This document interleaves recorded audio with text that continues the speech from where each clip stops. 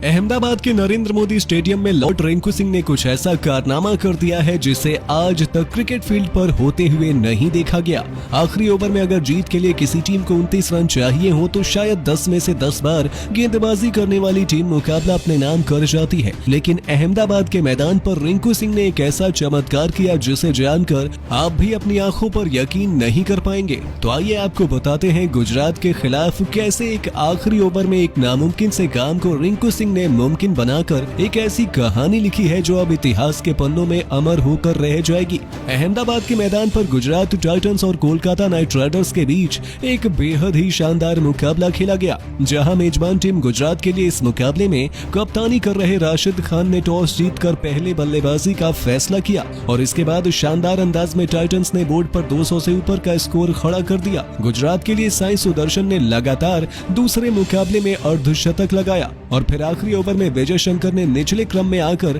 केवल 24 गेंदों में 63 रनों की धुआंधार पारी खेले, जिसके चलते कोलकाता नाइट राइडर्स के सामने बोर्ड पर 205 रनों का पहाड़ खड़ा हो गया था। 205 के जवाब में केकेआर की शुरुआत काफी खराब रही थी और केवल 28 रनों के अंदर उनके दोनों सलामी बल्लेबाज पवेलियन लौट चुके थे और ऐसे में यहां से केकेआर के लिए लक्ष्य तक पहुंच पाना नामुमकिन नजर आ रहा था। लेकिन तभी कोलकाता ने एक मास्टर स्ट्रोक खेलते हुए तीसरे नंबर पर इम्पैक्ट प्लेयर के रूप में वेंकटेश अय्यर को भेजा। बारिश के बाद अचानक से मुकाबले ने करवट ली। लंबे अरसे बाद वेंकटेश के बल्ले से रनों की बारिश देखने को नहीं मिली। चौके और छक्कों की बरसात करके इस बल्लेबाज ने लगभग केकेआर के लिए एक नामुमकिन से काम को मुमकिन बना दिया था। 40 गेंदों में 8 चौके और 5 छक्के की मदद से वेंकटेश ने 83 रन बनाए और उन्होंने नीतीश राणा के साथ मिलकर तीसरे विकेट के लिए 100 रनों की धुआंधार साझेदारी कर डाली, जिसके चलते अचानक से मुकाबला कोलकाता की पकड़ में नजर आने लगा था। लेकिन जैसे ही अलजारी जोसेफ ने 14वें ओवर में नीतीश राणा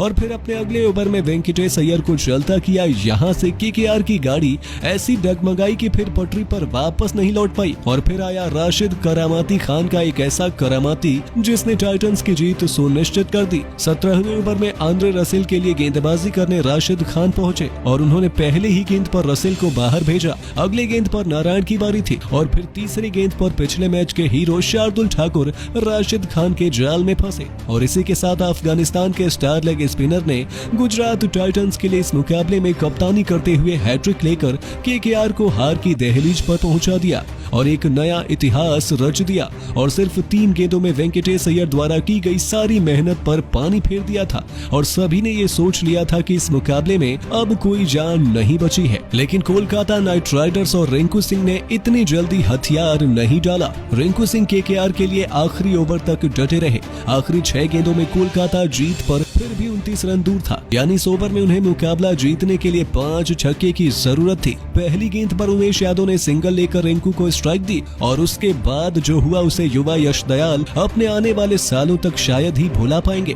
बाएं हाथ के तेज गेंदबाज के खिलाफ रिंकू सिंह ने 1 नहीं 2 नहीं 3 नहीं बल्कि लगातार 5 छक्का जड़कर एक ऐसा चमत्कार किया जिसे वर्षों तक क्रिकेट इतिहास में याद रखा जाएगा। 21 गेंदों में 6 छक्के और 48 नाबाद रनों के साथ रिंकू ने केकेआर को एक चमत्कारिक तरीके से 3 विकेट से जीत दिलाकर गुजरात टाइटंस जैसी चैंपियन साइड को उन्हीं की कड़वी दवाई का एहसास कराया और अहमदाबाद में एक नई कहानी लिखने में कामयाब हुए। तो दोस्तों, रिंकू सिंह की इस अद्भुत बल्लेबाजी के ऊपर आप सभी का क्या कहना है? हमें अपने जवाब कमेंट में जरूर बताइए और अभी तक चैनल को सब्सक्राइब नहीं किया है तो जरूर कर लें और बेल आइकन को दबाना बिल्कुल ना भूलें।